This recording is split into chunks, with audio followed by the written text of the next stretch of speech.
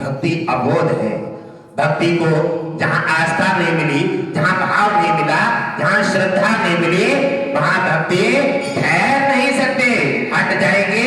और वैसे भक्ति के बारे में कोई पक्षपात नहीं है। और विकलांग पर भी जाएगी, गरीब पर जाएगी, बूढ़े पर जाएगी, जवान पर जाएगी और बच्चों पर जाएगी।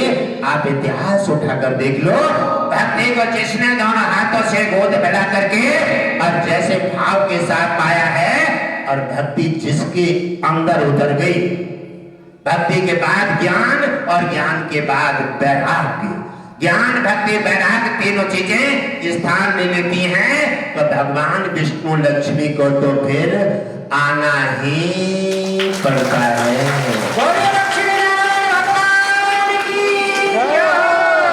आप लोगों को बना करके ब्रह्मा ने जब सृष्टि के समय पर धरती पर आने के लिए जब तैयारी की, तो ब्रह्मा ने कहा जाओ धरती पर। और धरती पर जाने के लिए जैसे कहा, जैसे आप लोग आंखों में आंसू भराए, कैसे जैसे माँ बेटी का विवाह करती है और विवाह के समय पर जब विदाई का नंबर आता है तो बड़े से बड़े कठोर भी रो पड़ती है। बेटी कहती है, आज माँ तुम कैसे निर्दयी हो गई हो और हमें घर से बाहर कर रही हो। तो उन्होंने कहा, बेटे ये संस्कार निभाना पड़ते हैं। दुनिया आई है, दुनिया गई है, हम भी अपने घर से आए हैं और ये तो आना जाना ये परंपरा है। बेटी आंसू पोंछो और सही तरह से परंपरा निभाओ। तो ऐसे भगवान विष्णु कह रहे हैं कि हे मेरे श्रेष्ठ महान आत्मा, ये परंपरा निभाने के लिए ये आवागमन है, आएगा और वो जाएगा। आपको जाना पड़ेगा, क्योंकि बना करके यहाँ रखूंगा कहाँ। इसलिए मैंने आपको धरती पर एक नाटक का संचालन करने के लिए, एक नई स्थापना करने के लिए, एक आदर्श, एक मानव जीवन की स्थापना करने के लिए मैंने तुम्हें रचना की है। कहने लगे, तुम्हारी लीला बड़ी विलक्षण है और मैं जाऊंगा धरती पर तो फिर मैं तुम्हें भूल जाऊंगा, और फिर मैं जब तुम्हें भूल गया तो फिर मैं बाद में आऊंगा तो फिर मेरा कौन होगा। आंखों में आंसू भरे हुए हैं, भगवान विष्णु आते हैं और आंखों के आंसू पहुंच करके और हृदय से चिपटा लेते हैं। कहते हैं, पगली रोती नहीं है, जैसे माँ से पुत्री विवाह लेकर के अपने घर ससुराल में जाती है, ऐसे ही तुम्हें मृतलोक भेजा जा रहा है। और सुन, मैं तुझे एक जानकारी देता हूं, जैसे माँ बताती है बेटी को, बेटी तेज आवाज मत बोलना, गुस्सा मत करना, और कम खाना खाना, और कम बोलना, और कम सोना, सबसे पहले जगना, सबके बाद में सोना। संस्कार देकर के बेटी भेजती है, ऐसे ही मेरे भगवान विष्णु संस्कार देकर के तुम्हें धरती पर भेज रहे हैं। फिर भी आने को संतुष्ट नहीं है, तो उन्होंने कहा, सुन पगली, अगर तुझे किसी प्रकार तू मेरे को भूल में जाएगा, ये तो हो सकता है कि यहाँ आकर के आराम में, सुख और नींद में, दौलत में, परिवार में सबसे पहले व्यक्ति भगवान को ही भूलता है, भगवान को ही भूल जाता है। तो कहने लगे, सुन, मैं तुझे याद दिलाऊंगा। कैसे? मेरे पास फोन नहीं है जो मैं तुझे फोन करूंगा, अरे मेरे पास, मैं तुझे याद दिलाऊंगा, पहले से जानकारी ले ले। क्या?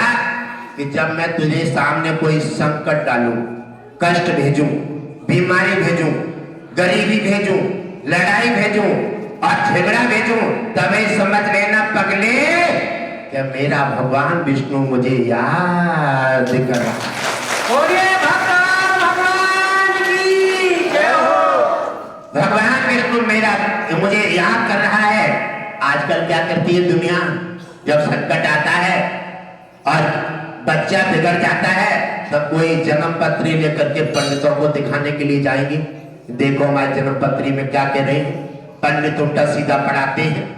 और कोई नाते के पास जाएंगे, कोई दरबारों में जाएंगे, कोई नाना प्रकार के महात्माओं से पूछेंगे, ऐसे करके वो रास्ता भटक जाते हैं और बर्बाद हो जाते हैं। भगवान विष्णु कहते हैं, पगले ये कभी मत करना। अगर कोई संकट आ जाए, अच्छा गुरु मिल जाए, तो सारी बातें अपने गुरु के सामने कह करके, गुरु तेरी बातें मेरे सामने दाखिल करेगा और तेरी समस्या का समाधान होगा। और देख पगले, तेने किसी को अपना समझ करके अगर बात बता दी तो तेरे सामने उदास होकर के सुनेगा और हंस हंस के जाकर के जगह जगह तेरी बात फैला करके पहाड़ बना देगा। तो तू लड़ेगा, झगड़ेगा, बर्बाद हो जाएगा। इसलिए मेरा पैगाम समझ ले, मैं जब भी संकट आता है तो तब भी भगवान का संदेश आता है कि तू कहीं गलत भटक गया है, मेरे को भूल गया है, ये पहचान ले। मैं इसलिए तो ये संकट भेज रहा हूँ और इसके संकट के सहारे तू मेरे पास पुनः वापस आ जाए। भजन, दान, सेवा, पूजा, माता पिता का सेवा और गुरु की आज्ञा का पालन कर, तेरा कल्याण होगा। भक्ति अबोध है प्यारे, ये कहीं भी जा सकती है, बच्चा कोई भी। लेकिन अबोध बच्चे को भी किसी के गोद में दे दो और जब उसके मुंह की तरफ देखेगा तब वो पहचान लेगा कि ये कोई असुर है। और ये मुझे नहीं लगता, कुछ कह देते हैं कि जैसा पिता है वैसी संतान होगी, नहीं, ये तो गलत है, ये गलत है। अरे माँ तो है, जगत जननी है, अपने अंश को भी बदल करके और एक महान भक्त को जन्म दे सकती है। जैसे प्रहलाद की माता ने साक्षात्कार आपके सामने कर दिया। राक्षस का पुत्र बेटा था और माता भी राक्षसी थी और उसने अच्छे आचार विचार देव ऋषि नारद के पास। अब बिगड़ कहां से जाते हैं? हमारी देवियां भूल कर देती हैं। देवियां भूल क्या करती हैं? कहते हैं संगत से गुण उपजे, कुसंग से गुण जाए और बांस बांस मिश्री एक ही भाव का। हम क्या करते हैं, जब बच्चा उधर में होता है तो तरह तरह के हम चीजें खाने लगते हैं, तरह तरह के हमारे जीव के स्वाद लेने लगते हैं और तरह तरह के लोगों में हम बैठ करके उनका वार्तालाप सुनते हैं। इसका प्रमाण है आपके सामने प्रहलाद का। अगर प्रहलाद भी प्रहलाद की माँ, प्रहलाद का जन्म अपने घर पर होता राज्य में तो प्रहलाद इतना महान नहीं बनता। लेकिन प्रहलाद की जब देव ऋषि नारद की कुटिया पर पले तो जब भी दिन होता था तो देव ऋषि नारद के दर्शन होते थे अच्छी बातों से। विष्णु कहो विष्णु कहावो और दोनों को फल आप ही पाओ। जब अच्छे आचार विचार, जननी का कैसा जीवन होता है कि एक नए शिशु का जन्म देने वाली है, उसको बड़े आचार विचार और बड़े खान पान बड़ा अच्छा रहना चाहिए और उनका व्यवस्था ऐसी रहना चाहिए कि कोई गलत बात हमारे कान में न पहुंच जाए, हम गलत खान पान के दौर में न जाएं। ऐसी अगर हमारी देवियां आचार विचार करके अपने शिशु का पालन कर लेती हैं, वो शिशु निश्चित महान बनेगा। माता कहती है क्या पिता के नेचर को गए?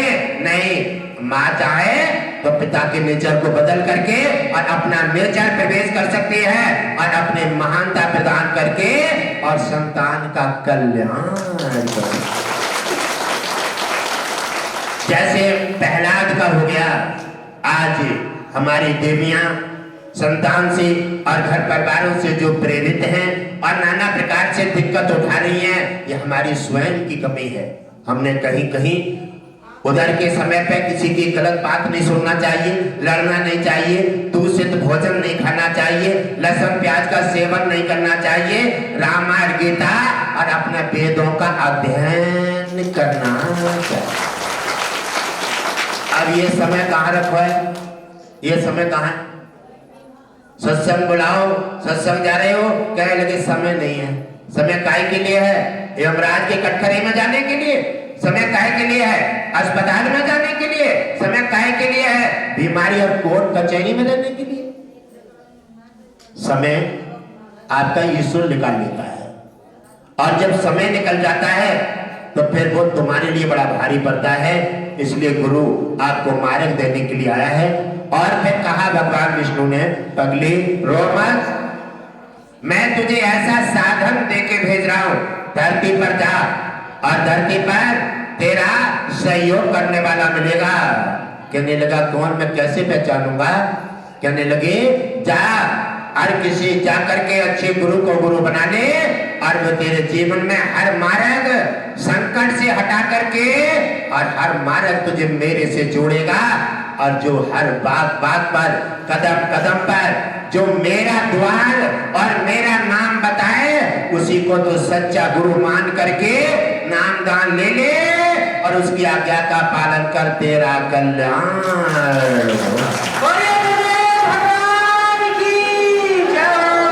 अलग अलग मार्ग अलग अलग सिद्धांत बताए वो गुरु नहीं हो सकता और केवल अपना माध्यम पूरा करने वाला है। और जो हर बार में हर समय मेरा ही माध्यम देकर के मेरा मार्ग बताए और मेरा ही चिंतन, मेरी पूजा, मेरा यज्ञ और मेरे दान में समर्पित करे, समझ लेना कि धरती पर वही सच्चा गुरु है। और नाम दान लेकर आज्ञा का पालन कर, तेरा निश्चित ही कल्याण होगा।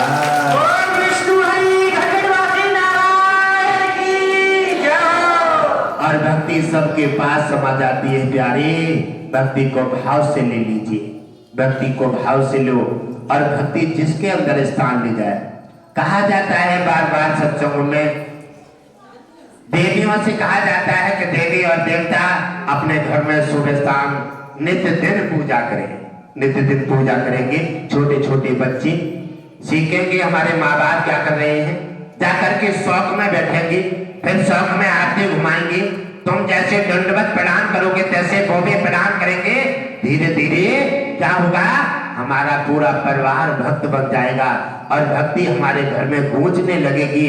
भक्ति के साथ ज्ञान और ज्ञान के साथ वैराग्य और वैराग्य के साथ भगवान विष्णु लक्ष्मी का पदार्पण होगा।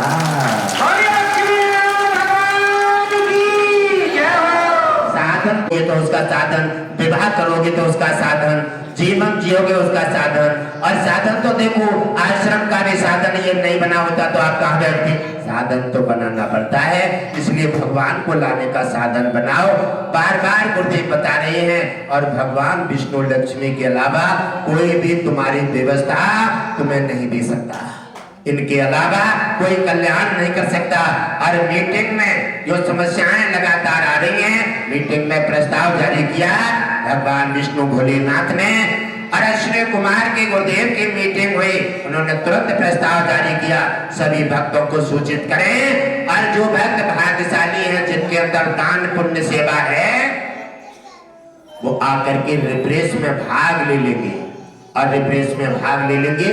उनकी पुरानी बीमारियां हटा दी जाएंगी और नई बीमारी जो आना चाहती है उसको सुरक्षा कवच दे करके उन्हें हमेशा हमेशा को आजाद कर।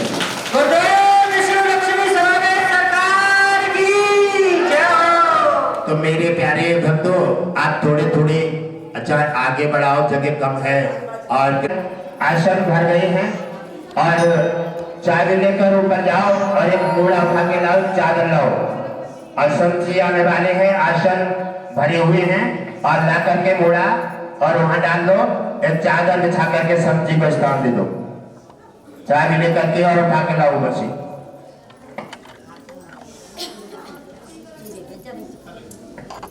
हले हले हले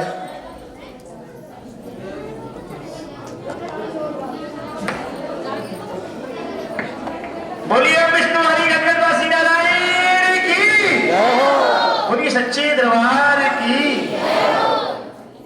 अच्छा ये बताओ,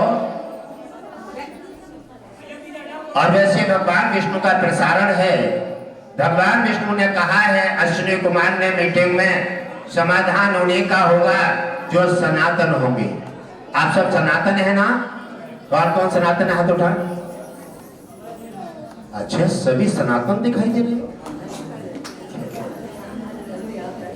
सनातन दिखाई दे रहे हैं। सनातन के जज्बा के लिए और सनातन क्यों, भगवान विष्णु विशेष ध्यान सनातन पे क्यों देते हैं, सनातन पर विशेष ध्यान क्यों देते हैं?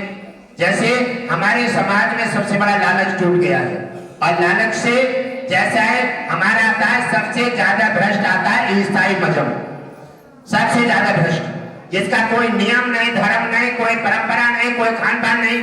और हमारे समाज में आज थोड़े से लालच में आकर के वो भी काय के लालच में वो कुछ पैसा दे करके फांस लेते हैं। 1,000 500 रुपए दे के दिखा दिए। और ये भारत तो लालच में ही टूटा है हमेशा। और उन्होंने 100-500 रुपए देना शुरू कर दिया और वो जाकर के फंस गए उसी चक्कर में। और आप जानते हैं कभी आपने किसी ने मछली मारी है? किसी ने मारी तो जरूर होगी, जरूर पीछे मारी होंगी देवताओं ने। अच्छा ये बताओ, मारी होंगी तब मारी होंगी, हम नहीं। आप किसने मारी मछली? हाथ तो उठा दो, किस किस ने मारी है? हाथ उठा दो। मछली जरूर मारी होगी, ऐसा हो ही नहीं सकता है। मछली मारने वाले शांत हो जाओ। मछली मारने वाले का मतलब है कि मछली जब कांटा डालते हैं ना तो उसमें गेसा फांस देते हैं। गेसा फांसा है किसी ने? गेसा फांस देते हैं और नदी में डाल देते हैं। जब मछली गेसा खाने आती है, मछली गेसा खाने आती है तो उसके मुंह में कांटा फंसता। अब तो क्या होता है मछली का? क्या होता है? सुदय समझ लो। ऐसा ही है ये ईसाई मजम, ऐसा ही है। आपको ग्राहक पैसा डाल के फांस देता है और जब फंस करके तुम्हें विधवा बना देता है, सब श्रृंगार से कर देता है। घर के देश की परंपरा है हिंदी और बिंदी। माथे पर बिंदी ना हो देवियों के और साधु के। अरे माथा सोना है किस काम के हैं? और जिसको हिंदी ना आती हो और जिसके माथे पे बिंदी ना हो वो किस काम की है? कैसा लगेगा? माता बेकार लगेगा। और साधु के दिल पर, अगर साधु के मस्तक पर सुशोभित चंदन ना हो तो साधु का मस्तक भी बेकार लगेगा। इसी प्रकार उन्होंने आपको ये चुमा डाल करके फांसने का शुरू किया है। और जब फांस लेते हैं आपका स्वाद हटा देते हैं, आपको बेकार कर देते हैं, जब पूरी तरह से अपने में ले लेते हैं तब मछली की तरह महसूस करके काट करके खत्म कर देती। ये है ईसाई मजहब। और बार बार सनातन के लिए, बार बार भगवान विष्णु ने अवतार क्यों लिए हैं? बार बार सनातन की रक्षा करने के लिए। और किसी मजहब के और सब मजहब है, कोई धर्म नहीं हो सकता। सनातन एक धर्म है और सनातन की रक्षा करने के लिए भगवान विष्णु ने बार बार जब भी सनातन पर, साधु संतों पर, कन्याओं पर और गायों पर जब भी अत्याचार हुआ तब भगवान विष्णु ने धरती पर अवतार।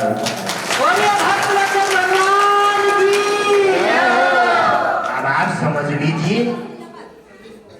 लीजिए, एक लंग थोड़ी सी रोई रख दो तराजू में और एक लंग 5 किलो का बाट। और रोई तो खैर इतनी भी 5 किलो के बाट से ज्यादा आकार में हो जाएगी, लेकिन रोई 5 किलो के बाट को उठा नहीं सकते। इसलिए आप इतना देखिए, जिस सनातन की रक्षा करने के लिए दुनिया बनाने की इतनी दृष्टि है, बार बार उसकी रक्षा के लिए अवतार लेकर के आया। आप देखिए वो सनातन कितना विशाल होगा और सनातन कितना महान होगा। और वो सनातन सोने की चिड़िया है, तपोभूमि है, ये महापुरुषों का देश है। और उस सनातन के लिए तुम्हारी ताली ना बजे, उस सनातन के लिए तुम्हारा हाथ ना उठे, उस सनातन के लिए आपकी जीवान ना उठे और उस सनातन के लिए समर्पित ना हो तो उसी सनातन में जन्म लेने का क्या फायदा है? कोई फायदा है? इसलिए सनातन की मिट्टी से तुम्हारा जन्म हुआ है, इस भारत की मिट्टी से। बार बार भगवान विष्णु ने सनातन की रक्षा करने के लिए प्रतिबंध हुए हैं और सनातन की देखरेख करने के लिए तुम्हें धरती पर उतार दिया है। तो तुम्हारे अंदर सनातन का जज्बा, सनातन की लहर और सनातन का बोलबाला होना चाहिए।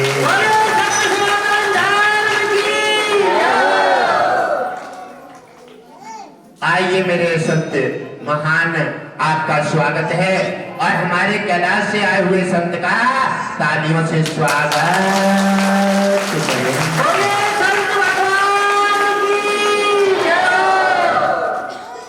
इस बात के मैं भी बड़ी चक्कर में हूं और आप तो सब होंगे, आप तो सब चक्कर में होंगे। क्यों? या तो आप स्वयं अज्ञान हैं या फिर गुरुदेव को अज्ञान समझ रहे होंगे। एक तो कोई है ही, गुरुदेव कहते हैं आसन दे रहे हैं, आपको कोई देख नहीं रहे हैं, तो आपको क्या लगेगा? आप या तो गुरुदेव को अज्ञान समझेंगे या फिर स्वयं को अज्ञान समझेंगे। अच्छा ये बताओ, भगवान देखा है किसी ने? भगवान देखा है किसी ने? आप बताओ, भगवान ने तुम्हें बना के भेजा है, रातों दिन देख रही करता है, और वो तुमने नहीं देखा है, तो आप बताओ किन्हें पहचानोगे? आप किन्हें पहचान सकते हो? अरे तुमने माता पिता तो देखा है, माता पिता ही भगवान है। जिस माता ने तुम्हें जन्म दिया है और भगवान उसी में आ जाता है। भगवान सब में रमाया हुआ है, भगवान समदर्शी है, भगवान चैतन्य रूप परमात्मा है और सभी चेतन रूप सभी आत्माओं में विराजमान है। आपने देखा नहीं? आप अहंकार से नहीं मिलेगा, अहंकार उसका भोजन है। आप उसे भाव से देखिए, दृष्टि से देखिए, आप अपनी आंखों में आंसू प्रेम के लेकर देखिए और भक्ति भाव के साथ आप समर्पित होकर देखिए, वो आपको हर किसी में दिखाई देने लगेगा।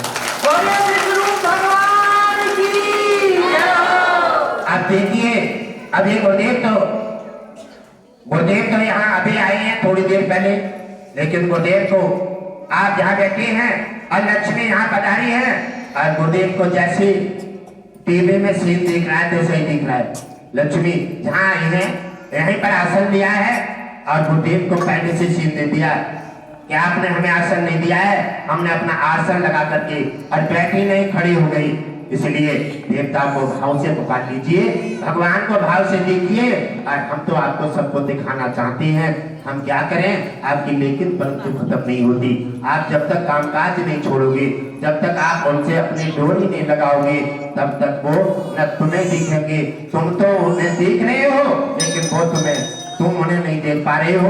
हम तुम्हें उन्हें दिखाने का प्रयास लगातार कर रहे हैं, और हम किसी दिन उन्हें भी तुम्हें दिखा करके ही मानेंगे।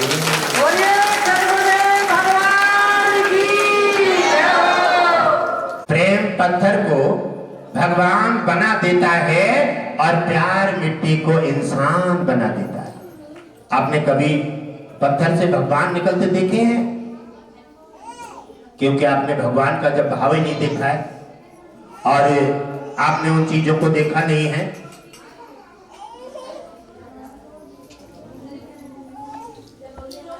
हमारे यमराज जी और धर्मराज पधारे हैं, और जोरदार तालियों से स्वागत।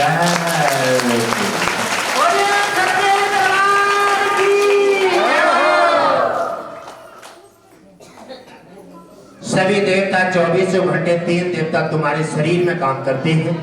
आप उन्हें नहीं पहचानते, अग्नि जल और वायु, उन्हें नहीं देखा है तुमने, तो आप भगवान को कैसे देखोगे? सनातन की रक्षा नहीं कर पाई, भगवान को देखने के लिए स्वयं भगवान जैसा भाव प्रकट करना पड़ेगा।